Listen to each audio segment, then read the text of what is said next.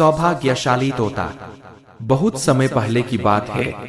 एक छोटे से गांव के पास एक सुंदर जंगल था।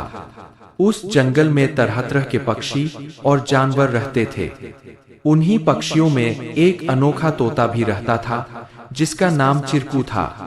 चिरकू को लोग सौभाग्यशाली तोता के नाम से जानते थे, क्योंकि जहां भी वह जाता, वहां कोई न कोई चमत्कार हो जाता या किसी की किस्मत बदल जाती। गांव के लोग मानते थे कि अगर चिरकू उनके घर आ जाए, तो उनके जीवन में सुख और समृद्धि आ जाती है। चिरकू हमेशा खुश रहता और अपनी मधुर आवाज में गाने गाता।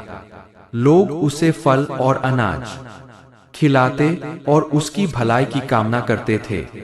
चिरकू भी गांव के लोगों से बहुत प्यार करता था और जहां भी जाता, खुशियां बांटता। एक दिन गांव में एक गरीब किसान, जिसका नाम रघु था, बहुत परेशान था। उसकी फसलें बर्बाद हो गई थीं और उसके पास खाने को भी कुछ नहीं था। वह दिन रात मेहनत करता, लेकिन किस्मत उसका साथ नहीं दे रही थी। एक दिन रघु ने गांव के लोगों से चिरकू के बारे में सुना और सोचा कि शायद यह सौभाग्यशाली तोता उसकी भी मदद कर सकता है। रघु ने तय किया कि वह चिरकू से मिलकर अपनी किस्मत बदलने की विनती करेगा। अगले दिन वह जंगल की ओर चल पड़ा और चिरकू को खोजने लगा। बहुत ढूंढने के बाद उसे चिरकू एक पेड़ की डाल पर बैठे हुए मिला। रघु ने बड़े ही आदर के साथ कहा। चिरकू ने रघु की बातें ध्यान से सुनी और उसकी आंखों में दया उमड़ आई। चिरकू ने अपनी चोंच में एक छोटी सी चमकती हुई पत्ती उठाई और रघु को देते हुए कहा, यह जादुई पत्ती है, इसे अपनी जेब में रख लो और जब तुम अपने खेत में काम करने जाओ, तो यह पत्ती तुम्हारी किस्मत बदल देगी। रघु ने धन्यवाद कहा और वह पत्ती लेकर अपने घर लौट आया।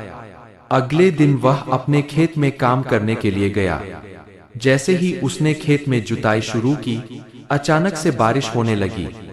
उसकी सूखी जमीन हरी भरी हो गई और थोड़े ही समय में उसकी फसलें लहलहा उठीं।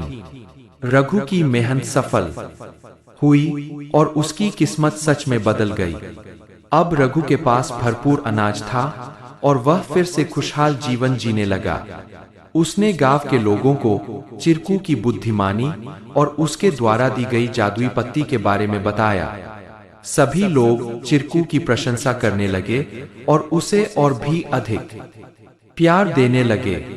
लेकिन चिरकू ने रघु को एक बात कही थी, याद रखना, यह पत्ती सिर्फ तुम्हारी मेहनत का साथ देगी। अगर तुम मेहनत करना छोड़ दोगे, तो यह भी अपना जादू खो देगी। रघु ने चिरकू की बात समझ ली और कड़ी मेहनत जारी रखी। धीरे धीरे उसकी स्थिति पहले से बहुत बेहतर हो गई।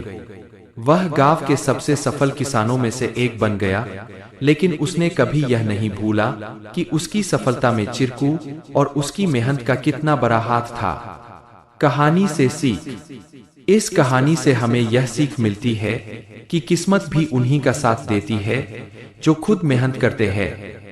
सौभाग्य और अवसर तभी काम आते हैं जब हम अपने प्रयासों से उन्हें सही दिशा देते हैं।